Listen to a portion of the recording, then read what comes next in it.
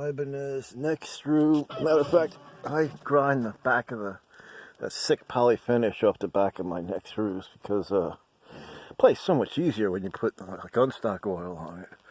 Gunstock oil shellac, True Oil it's called. It's the brand I use.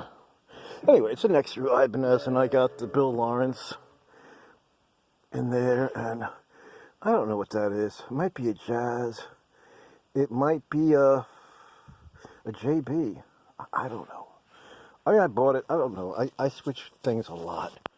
And it's got a real Floyd on it. Not a Ibanez trim.